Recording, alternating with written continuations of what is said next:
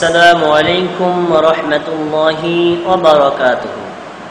প্রিয় মুসলিম ভাইরা, আপনাদের সামনে এ পর্যায়ে আমি আলোচনা করছি বাংলাদেশে প্রচলিত কিছু মারাত্মক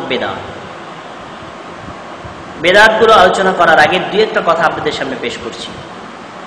সুন্নাত এবং বেদাত দুটো হলো পরস্পর অঙ্গাঙ্গিভাবে জড়িত। সুন্নাত এবং বেদাত, সুন্নাত হলো রাসূল সাল্লাল্লাহু আলাইহি সাল্লাম কাজটি করেছেন সেই কাজটা করা, এবং রাসূল সাল্লাল্লাহু আলাইহি সাল্লাম যেই পদ্ধতি করেছেন সেই পদ্ধতি করা। রাসূল সাল্লাল্লাহু আলাইহি সাল্লাম কর্তৃক যদি প্রমাণিত না থাকে তাহলে সাহাবায়ে কেরাম কাজটা করেছেন কিনা সেটা করা, এবং তারা করলে সেই কোন পদ্ধতি করেছেন সে অনুযায়ী করা, এটা হলো সুন্নাত। এর বিপরীত হলো বেদাত। রাসূল সাল্লাল্লাহু আলাইহি সাল্লাম করেননি অথবা সাহাবায়ে কেরাম করেননি, এটাই হলো বেদাত। তার মানে আল্লাহ এবং আল্লাহ রাসূল এবং সাহাবায়ে কেরাম যে কাজটি করেছেন বা করেননি এটা অবশ্যই ধর্মীয় কর্মকাণ্ডের সাথে সম্পর্কিত, পার্থিব কোনো কর্মকাণ্ডের সাথে এর কোনো সম্পর্ক নেই। এই জন্য আমরা ধর্মীয় যত কাজ করি নেকের আশায়, পরকালের আশায়, অবশ্যই আমাদেরকে জানতে হবে রাসূল সাল্লাল্লাহু আলাইহি ওয়াসাল্লাম করেছেন কিনা, সাহাবায়ে কেরাম করেছেন কিনা, তারা করলে কোন পদ্ধতিতে করেছেন। তারা যে পদ্ধতি করেছে সে পদ্ধতি করলে হবে সুন্নাত, না করলে অন্য পদ্ধতি করলে সেটাই হবে বেদাত। বেদাত শব্দের অর্থ হলো নতুন আবিষ্কার।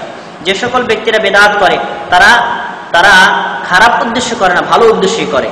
তারা মনে করে কাজটি যেহেতু ভালো আর সুন্দর করে করলাম, রাসূল সাল্লাল্লাহু আলাইহি ওয়াসাল্লাম করেননি তাতে কি হয়েছে, আমি করলাম। অথবা রাসূল সাল্লাল্লাহু আলাইহি ওয়াসাল্লাম একা একা করেছেন, আমি সম্মিলিতভাবে করলাম। রাসূল সাল্লাল্লাহু আলাইহি ওয়াসাল্লাম আস্তে আস্তে করেছেন, আমি জোরে জোরে করলাম। নিজের আবেগ থেকে কোনো কাজ করে, এটাই হলো বেদাত। বেদাতি ব্যক্তির করুণ পরিণতির একটা দিক হলো যে ব্যক্তি বেদাতি সে ব্যক্তি কখনো তাওবার সুযোগ পায় না। কারণ কি, সে নেকের আশায় করে। কোনো ব্যক্তি যদি অন্যায় কাজ করে সে নেকের আশায় করে না, তার থেকে তাওবার আশা করা যায়, কিন্তু বেদাতি ব্যক্তির তাওবার আশা করা যায় না। দ্বিতীয় বিষয় হলো যে সকল ব্যক্তি বেদাত করে তাদের আমলগুলো আল্লাহ তাআলা কবুল করেন না, যার ফলে সে আমল করে সময় যায়, কষ্ট হয়, কিন্তু পরকালে কোনো নেকি লাভ করতে পারবে না। এবার দেখুন প্রচলিত বেদাতগুলো কি। ইসলামে শরীয়তে সবচেয়ে জঘন্যতম বেদাত হলো আকীদাগত বেদাত। আকীদাগত বেদাতের মধ্যে যেমন আল্লাহ তাআলাকে নিরাকার বলে বিশ্বাস করা, অর্থাৎ আল্লাহ তাআলা কোনো আকার নেই এটা বিশ্বাস করা। কুরআন এবং হাদিসে কোনো জায়গায় এই শব্দটি নেই যে আল্লাহ তাআলার কোনো আকার নেই, বরং তিনি নিরাকার। বরং আল্লাহ তাআলার আকার রয়েছে, সেটা কোরআনের অনেক আয়াতে প্রমাণিত, রাসূল সাল্লাল্লাহু আলাইহি ওয়াসাল্লাম কর্তৃক বর্ণিত হাদিসেও প্রমাণিত। একটি হাদিস আপনাদেরকে বলছে, সহিহুল বুখারী ৭৪37 নম্বর হাদিস। রাসূল সাল্লাল্লাহু আলাইহি ওয়াসাল্লাম বলেন, ফায়াতিহিমুল্লাহু ফি সূরাতিহি, কিয়ামতের দিন আল্লাহ তাআলা তার নিজস্ব আকৃতিতে আসবেন। তাহলে বোঝা যায় আল্লাহ তাআলার আকৃতি রয়েছে। তাহলে আল্লাহ তাআলা নিরাকার এই বিশ্বাস করা একটা চরম বেদাত।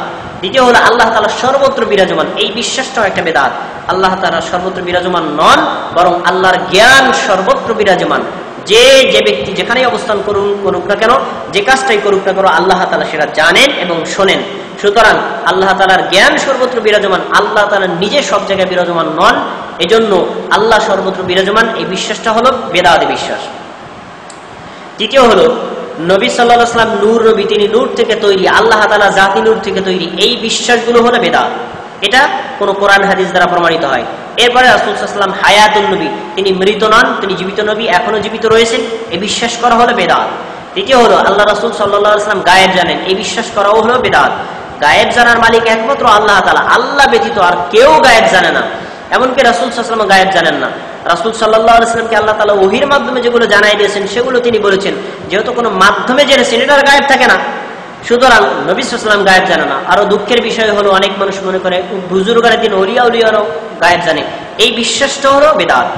এই বেদাতি বিশ্বাস থেকে অবশ্যই আমাদেরকে বিরত থাকতে হবে। এবার দেখুন আরো জঘন্যতম কয়েকটা বেদাত আমাদের আবিষ্কারিত হয়, সেটাও কি, চার মাযহাব মানা, এটা একটা বেদাত।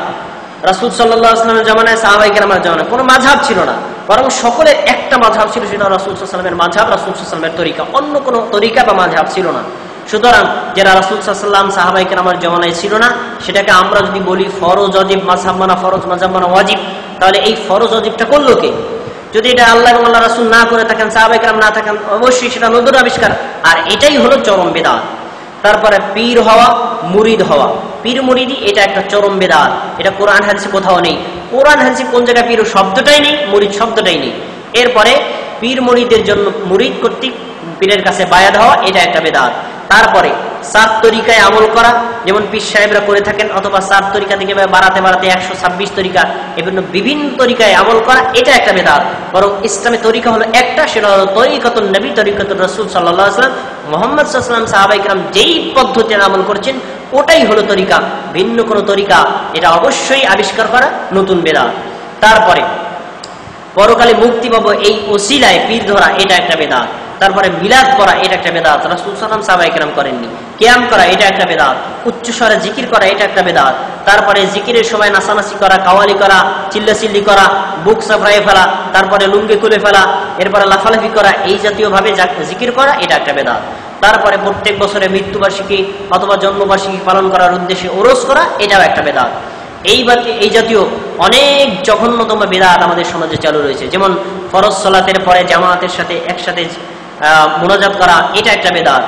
এই জাতীয় অনেকগুলো বেদাত আমাদের সমাজে চালু রয়েছে। যে বেদাতগুলো করে প্রত্যেকেই নেক আমলের আশায়, সওয়াবের আশায় করে থাকেন। এজন্য এই সকল ব্যক্তিদের আমল আল্লাহ তাআলা কবুল করবেন না। রাসূল সাল্লাল্লাহু আলাইহি ওয়াসাল্লাম কি বলেছেন? ওয়ালা ইউকবালু বিনহা সরফুন ওয়ালা আদলুন।